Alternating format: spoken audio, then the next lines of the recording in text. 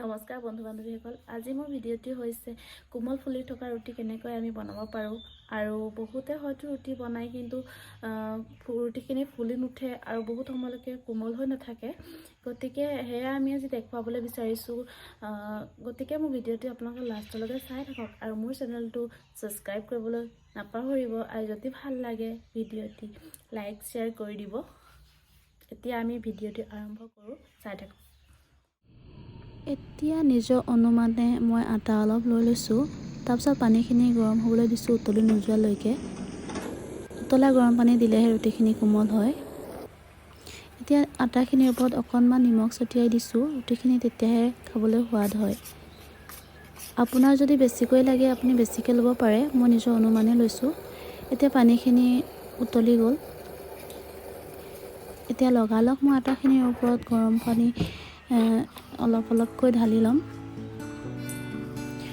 গুৰুত্বপূৰ্ণ কথা এটা যে আটাখিনিৰ ওপৰত গৰম পানীটো পটককৈ বেছিকৈ দি দিলে কোমল হৈ যায়। তাৰ কাৰণে অলপ অলপকৈ দি নিজৰ জোখত কৰি ল'ব লাগিব, নহ'লে ৰুটিখিনি বেছি কোমল হৈ যাব পাৰে। এতিয়া মই হাতেৰে চুব পৰা নাই, তাৰ কাৰণে চামুচ এখনেৰে এনেদৰে মিহলাই লৈছোঁ লাহে লাহে।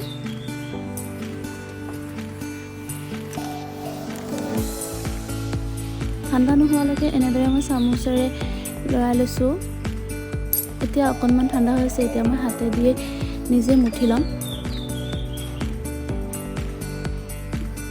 গৰম হৈ আছে তথাপিও, তাৰ কাৰণে মই লাহে লাহে এনেদৰে মুঠিম আটাখিনি।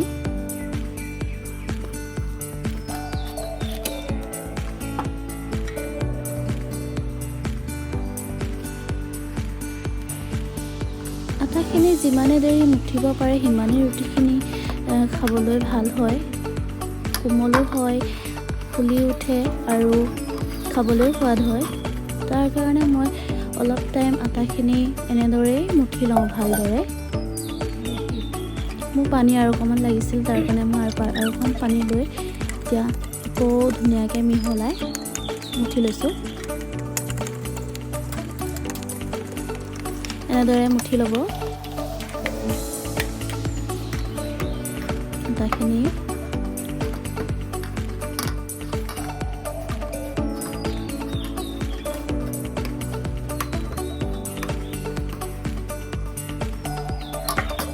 এতিয়া আটাখিনি মুঠি হৈছে লাহে লাহে।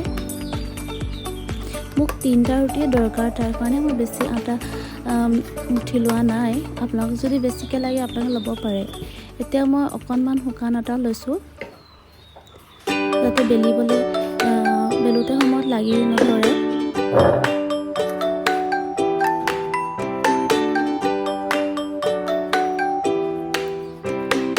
এতিয়া নিজৰ জোখেৰে বৰ বেছি ডাঙৰকৈ নহয়, মই সৰুকৈ ৰুটি বনাওঁ, তাৰ কাৰণে বেছি ডাঙৰকৈ আটাবোৰ হেৰি কৰি লোৱা নাই, লাডু কৰি লোৱা নাই।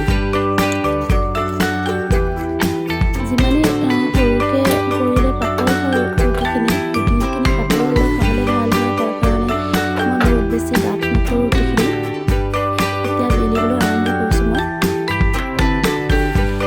ৰুটি বনাবলৈ পাত্ৰখনো মই পাতি লৈছোঁ, গৰম হ'বলৈ দিছোঁ পূৰা। লাহে লাহে এনেদৰে বেলি লৈছোঁ। আটাখিনি ইমানেই ধুনীয়াকৈ মুঠি হ'ল, বেলিবলৈও বৰ ভাল হৈছে।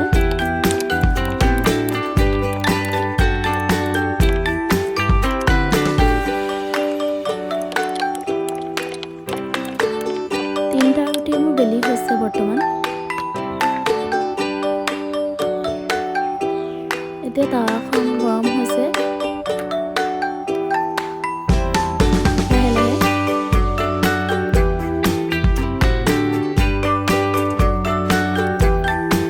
তাৱাখন গৰম হ'ল। তাৰপিছত এতিয়া মই ৰুটি এটা দি দিছোঁ।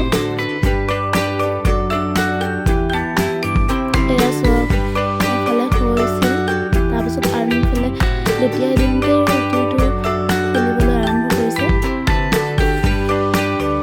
এয়া চাওক, লাহে লাহে ফুলি উঠিছে। দেখোঁতেই আপোনালোকে গম পাইছে হ'বলৈ ৰুটিটো কিমান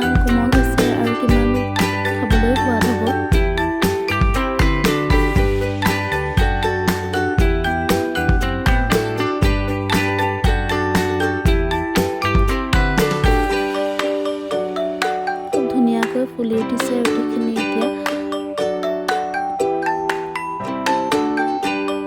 এটা ৰুটি হৈছে। এনেদৰে বাকী দুটা ৰুটিও মই বনাই ল'ম। এয়া চাওক অলপ অলপ হৈছে। তাৰপিছত লুটিয়াই দিব লাগে। অলপ অলপ এনেদৰে হওঁতে লুটিয়াই দিলে মানে আকৌ এবাৰ লুটিয়াই দিলে ৰুটিটো ফুলিবলৈ আৰম্ভ কৰে।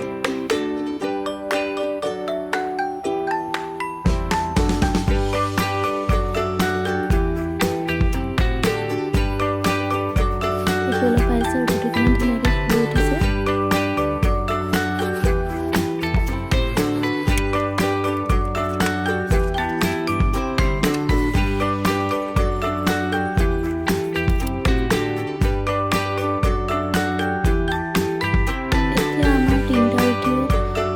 হ'বলৈ হৈছে।